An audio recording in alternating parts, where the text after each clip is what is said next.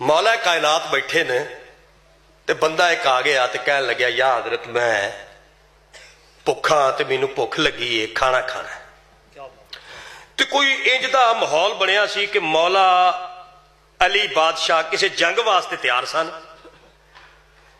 ऊंट लदे हुए सन, आप दे असाब नाल सन, बिल्कुल तैयारी सी, हमें घरों निकल रहे सन। अचानक वो सवाली आ गया, सवाल कर दिता, मौला मैं भुखा ते मैनू रोटी खिलाओ।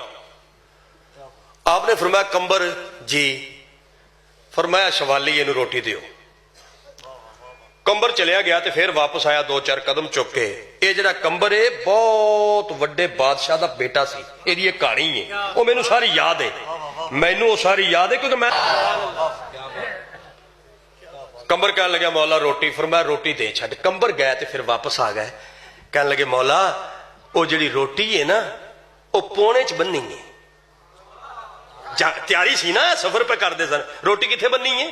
पौने में बन्नी है, पौने च। ते किबला मैं पूछना चाहना भी सिर्फ रोटी देनी है या पौना भी देना है? यानी कैसा फरमा बरदार है ये जरा कंबर है, बादशाह का पुत्र सी, ये मौला अली नाल लड़न वास्ते आया सी कि मैं कुश्ती करांगा उहदे नाल, साडे मजहब इस्लाम नूं वो नुकसान पहुंचा रही है।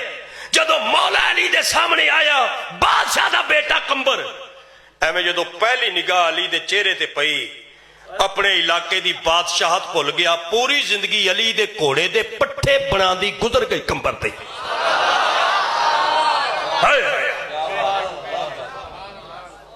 सरकार फरमाते पौना भी दे छड़। कंबर फिर आ गया, ओ जी मैं अर्ज करनी सी। फरमाते की होया जी? आखे जी रोटी पौने च ते पौना उठ दे कचावे नाल बन्ने है, उठ दे उत्ते कचावा जिहड़ा हुंदा ना पलान, मौला ओहदे नाल बन्ने है। ते मैं सिर्फ इजाजत लेना चाहता सा भी हुण पौना नालों खोलना है या कचावा भी खोलना है? फरमाते ने कचावा भी दे छड़। कंबर फिर हाजिर हो गया, कह लग्या मौला जिहड़ी रोटी है वो पौने च, पौना जिहड़ा कचावे दे नाल बन्ने है ते कचावा उठ दी पिठ उत्ते। हुण पुछना चाहना भी उठ देना या सिर्फ कचावा देना है? साइया फरमाया उठ भी दे दे। भाई कंबर फिर हाजिर हो गया,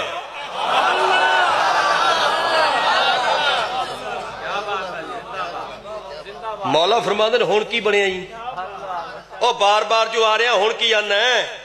ओ कह लग्या सरकार बस तुसीं नाराजगी ना फरमाओ ते मैं तुहाडे अमर हुक्म तो बगैर कदम चुक नहीं सकदा, मैं ते साह भी तेरी इजाजत तो बगैर नहीं लैंदा। ते मौला फिर महसूस ना फरमाइयो।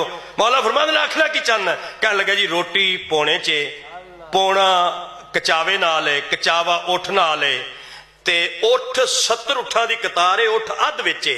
हुण मैं पूछना चाहना भी कल्ला उठ वखरा करना है ते या कतार देनी है? फरमाया कंबर तू बार बार ना कतार भी दे छड़।